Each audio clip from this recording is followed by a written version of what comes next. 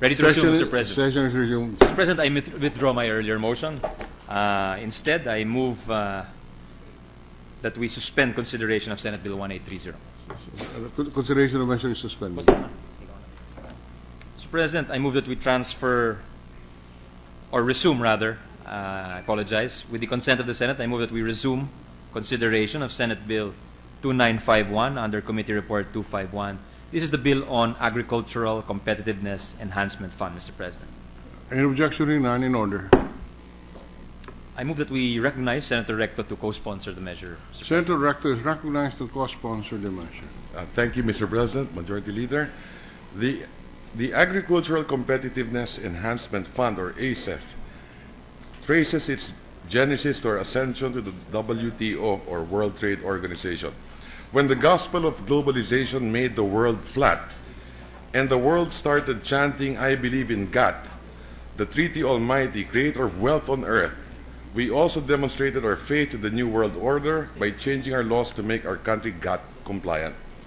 One of the laws we passed was Republic Act 8178, which replaced quantitative import restrictions on agricultural products, except rice with tariffs, and putting all collections in the ACEF. In short, protectionist walls would come tumbling down, and what would come up are tariffs. The general rule was that agricultural goods, for as long as they can hurdle health, sanitary, and other rules, can come in for as long as they pay the tariffs we have set. To use a simple analogy, we replace the "do not enter" sign in our borders with a "you may enter, provided you pay notice." The problem, however, with rolling out the red carpet for imported agricultural products is that they will pull the rug from under our farmers, who historically have been having a hard time standing on their own feet. There are reasons why most of them are down on all fours, most of the time. Knocked down by typhoons, floored by costly inputs and indebtedness, which have kept them on the ropes for as long as they can remember. Republic Act 8178 mandated that all tariff collections on agriculture products covered by minimum access volume, principally rice and sugar, be plowed back to them. Mr. President, tariffs were never envisioned to be distributed as dividends, CCT style. Rather, they will be used to build, and let me quote from the law, irrigation, farm-to-market roads, post-harvest equipment and facilities, credit, research, and development. Also covered are marketing infrastructure, provision of market information, retraining, extension services, and other forms of assistance and support to the agriculture sector. The idea was to use the very same taxes levied on imports to finance projects that would boost local agriculture and allow it to compete with imports. Some labeled this as safety nets that would cushion the fall of farmers sideswiped by imports. Others preferred to call them ladders that would allow farmers to climb out of the rut they are in. And who shall earmark the funds? Under Republic Act 8178, it will neither be the Department of Agriculture nor the Palace, but Congress. We should remember that this law was enacted in 1996, when congressional power of the purse was real and not illusory. So when imported rice started to fill bodegas, as well as the pocket of importers, whose unlimited greed was matched only by our love for unlimited rice, the coffers of ACEF was getting filled too. By May 2013, some 10.3 billion in MAV in-quota tariffs had been collected. In addition, there was 1.2 billion raised from sugar conversion fees, plus 300 million in loan repayments and other collections, bringing the total to 11.8 billion. This was the figure which stood 2 years ago. But according to DA and farmers groups, there was some 10 billion more in MAV in-quota tariffs, which was collected but was neither remitted to the Treasury nor booked as ACEF proceeds. This shouldn't surprise us at all. If shiploads of smuggled rice can disappear without a trace, collected tariffs on rice can easily evaporate too. Of the 11.8 billion that was officially reckoned as ACEF collections up to the summer of 2013, some 8.9 billion was disbursed by ACEF Executive Committee. The fund flow goes like this. Tariff collected is remitted to the Treasury, and it is the DBM which releases the money to the ACEF Execom upon its request. ACEF Execom in turn released 2.6 billion as grants to local governments, government corporations, and state colleges. It also approved 5.9 billion worth of loans to 304 groups, which, except for 10, were private corporations. Subsequent audit reports on the ACEF, however, are littered with adverse findings like dismally low repayment rate, double recording of loan releases, and loans without collateral. Some grantees have pulled a Houdini and can no longer be found. Some 2.5 billion worth of loans are covered by letters of confirmation whose addresses could no longer be found. They have flown the coop like migratory birds. In one case, proponents of a 63 million loan have migrated to the great beyond, leaving 58 million in payables. Of the 294, the private parties who were granted a total of 4.4 billion worth of loans, only 23 had fully paid as of December 2011. Of the remaining 271 private borrowers, only 15 or 5% of the total had no arrears. As a result, 2.2 billion in loans was already due and demandable 3 years ago. In all, outstanding arrears already hit 5.1 billion 3 years ago. Actually, the figures given by Senator Villar painted a bleaker picture of a 7% repayment rate.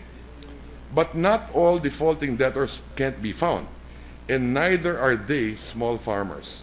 Some, according to reports, are government agencies, like Kedancor, which has an unpaid tab of 1 billion, and the National Agribusiness Corporation, with an outstanding loan of 225 million.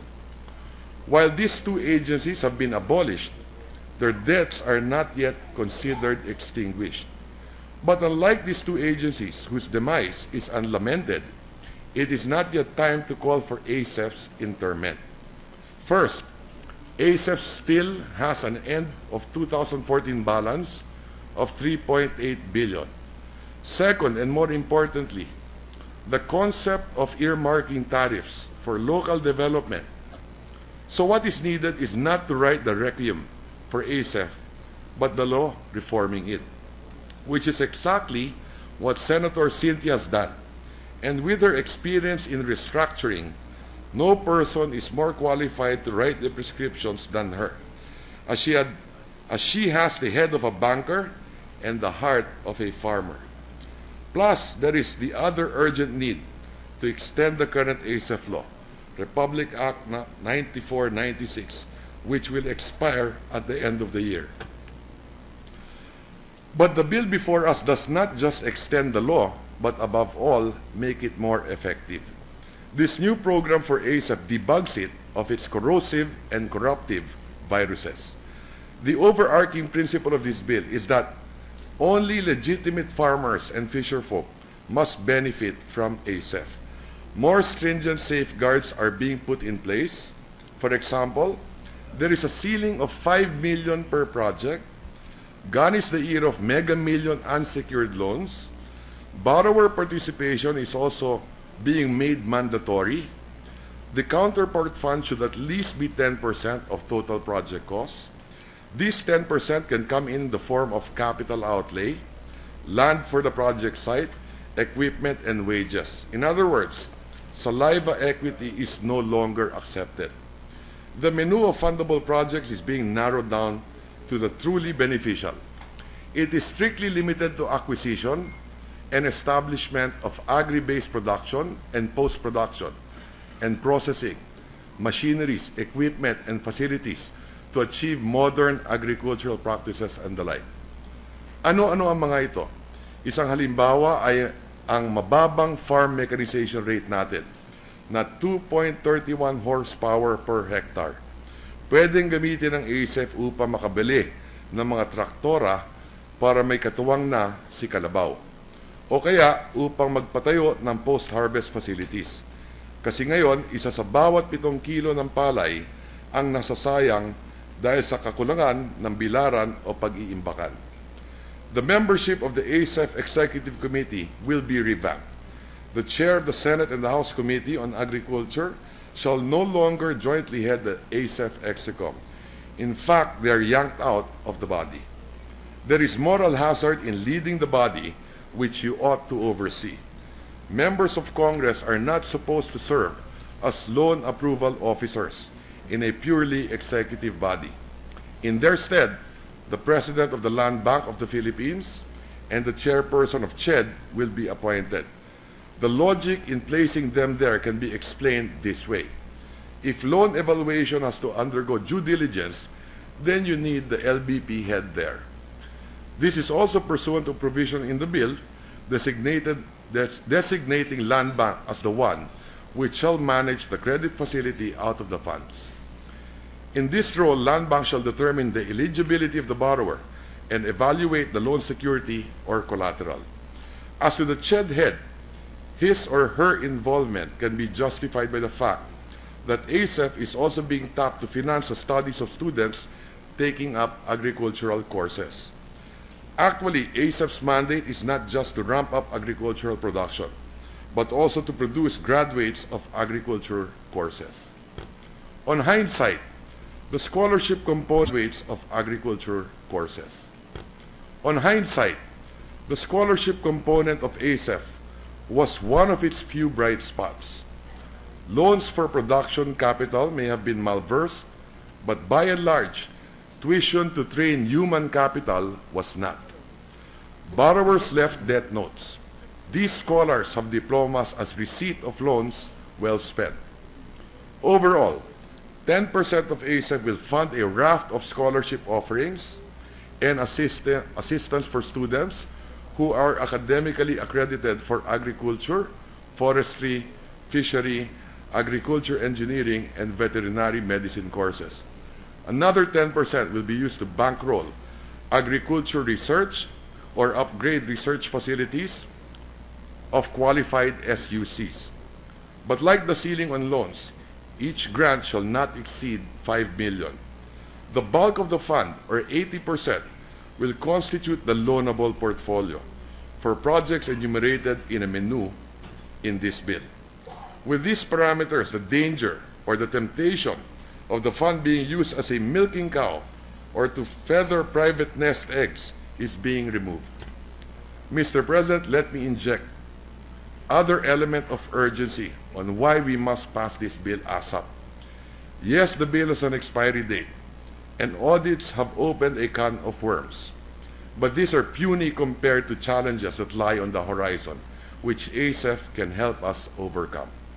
ASEAN integration is just around the corner. We need all the help we can get and all the resources we can tap on how to intensify the preparedness of Philippine agriculture. The reason for which ACEF was created in another era on how to make our agriculture competitive remains valid and relevant in the challenging years ahead. Let us pass this bill, Mr. President, my dear colleagues. Thank you. Thank you very much, Senator Recto. Thank you, Majority Mr. President. Leader. Senator Recto, I move that we suspend consideration, Mr. President, of Senate Bill 2951 under Committee Report 251. So suspended. Mr. President, if we may, with the permission of the body, that we may take up some administrative matters. This is the transfer of committee referral. On September 7, 2015, the Senate in plenary approved the primary referral of Senate Bill 2927 entitled An Act Instituting the Expanded Balikbayan Program, amending for the purpose Republic Act 6768 as amended by Republic Act 9174 and for other purposes to the Committee on Tourism, while the secondary referral was made to the Committee on Ways and Means. With the consent of the body, Mr. President, I move to switch primary and secondary referrals so that upon approval of the motion, the primary referral of the bill shall be to the Committee on Ways and Means and the secondary referral shall be to the Committee on Tourism. I so move, Mr. President. So transferred as moved by the Majority Leader. Mr. President, I move for a few minutes suspension. 1 minute suspension.